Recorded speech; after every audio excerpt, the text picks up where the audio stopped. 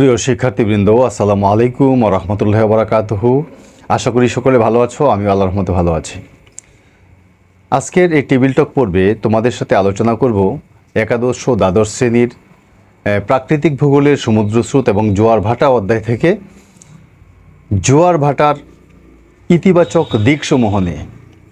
পরীক্ষার সময় তোমাদের এরকম কিছু প্রশ্ন আসতে পারে যে জোয়ার ভাটার ইতিবাচক দিকসমূহ বিশ্লেষণ করো, জোয়ার ভাটার ইতিবাচক দিকসমূহ ব্যাখ্যা করো, অথবা জোয়ার ভাটা মানব জীবনে কী ধরনের ইতিবাচক প্রভাব ফেলতে পারে বলে তুমি মনে করো। এই ধরনের প্রশ্ন পরীক্ষায় আসতে পারে। প্রিয় শিক্ষার্থীবৃন্দ, সমুদ্র সৈকতে থাকা ময়লা আবর্জনাকে পরিষ্কার করে। কিভাবে করে? যে আমরা জানি মহাদেশীয় ভূভাগ থেকে নদীপথে প্রচুর পরিমাণে ময়লা আবর্জনা সমুদ্রে গিয়ে পতিত হয়, বিশেষ করে সমুদ্র সৈকতে গিয়ে জমা হয়। আর জোয়ার ভাটা যদি না থাকতো তাহলে এইসব জমে এবং এসব জমে সৈকত একেবারেই ব্যবহারের অনুপযোগী হয়ে উঠত। তাই জোয়ার ভাটার কারণে সমুদ্রে জমে থাকা ময়লা আবর্জনা এগুলো সাগরে চলে যায় এবং সৈকত, বিশেষ করে ভূপৃষ্ঠের যে সকল অংশ সমুদ্রে দেখা পেয়েছে ওই সকল অংশগুলো পরিষ্কার পরিচ্ছন্ন থাকে। দ্বিতীয়ত যে বিষয়টি হচ্ছে, নদীর পানি কিন্তু নির্মল বা পরিষ্কার থাকে। জোয়ার ভাটার ফলে নদীর প্রবাহ রয়েছে, সেই প্রবাহটা ঠিক থাকে। এর ফলে নদীতে বিশেষ করে মোহনার নিকট জমে থাকা যে সকল ময়লা আবর্জনা আছে সেগুলো পরিষ্কার হয়ে যায় এবং নদীর যে পানি, সেই পানিটা অনেকটাই নির্মল থাকে। তৃতীয় যে বিষয়টা হচ্ছে, নদীর নাব্যতা ঠিক থাকে।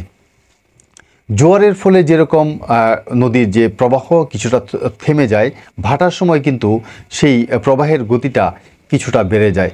এই যে নদীর ভাটার কারণে যে স্রোত, যে নদীতে যে স্রোতটা সৃষ্টি হয়, ওই সময় নদীর যে তলদেশে সঞ্চিত যে সকল পদার্থ থাকে, বিশেষ করে কাদা, কাকর, বালি, এগুলো জমে যায়। এগুলো কিন্তু স্রোতের সাথে ভেসে সাগরে চলে যায়, ফলে নদীর নাব্যতা ঠিক থাকে। জোয়ার ভাটার ফলে আরেকটি কাজ হয়, সেটি হচ্ছে যে বিশ্বের বিভিন্ন দেশ এসব জোয়ার ভাটার যে স্রোত রয়েছে, জোয়ারের স্রোত এবং ভাটার স্রোতকে কাজে লাগিয়ে বিদ্যুৎ উৎপন্ন করে। বিশ্বের বিভিন্ন দেশ এই জোয়ার ভাটাকে ব্যবহার করে বিদ্যুৎ উৎপাদন করে এবং দেশীয় চাহিদা বা স্থানীয় চাহিদা মিটিয়ে থাকে। তো প্রিয় শিক্ষার্থীবৃন্দ, এখন যে বিষয়টি নিয়ে আলোচনা করব সেটি হচ্ছে যে আমাদের প্রাত্যহিক জীবনে কাজে লাগে একটি বিশেষ জিনিস, যেটা ছাড়া আমাদের একদিনও চলে না, সেটি হচ্ছে কি লবণ। সমুদ্রে জোয়ার ভাটার থাকার কারণেই কিন্তু আমরা সামুদ্রিক লবণটা পাচ্ছি এবং স্বল্প মূল্যে পাচ্ছি। জোয়ারের সময় যে পানি সাগরের বিশেষ করে সৈকতের উপর দিকে আসে, সেই পানি কৃষকরা তাদের লবণ খেতে আটকিয়ে রাখে এবং ভাটার সময় প্রত্যেকটা জমিতে, লবণ চাষিদের যেসব জমি আছে এসব জমিতে বড় বড় আইল থাকে, বা বাঁধ থাকে। এই বাঁধগুলোতে পানি আটকে যায় এবং এই পানির তলানি স্বরূপ লবণ জমা হয়। পরে এই লবণ শোধনাগারে পরিশোধন করে প্রয়োজনীয় অন্যান্য ইনগ্রিডিয়েন্টস বা উপাদান মিলিয়ে তারপরে আমাদের খাবার উপযুক্ত লবণে পরিণত করে বিপণন করা হয় বা মার্কেটিং করা হয়। এভাবে এই জোয়ার ভাটার কারণেই লবণ শিল্প গড়ে উঠেছে। তো প্রিয় শিক্ষার্থীবৃন্দ, আরেকটি গুরুত্বপূর্ণ কাজ হয় এই জোয়ার ভাটার কারণে।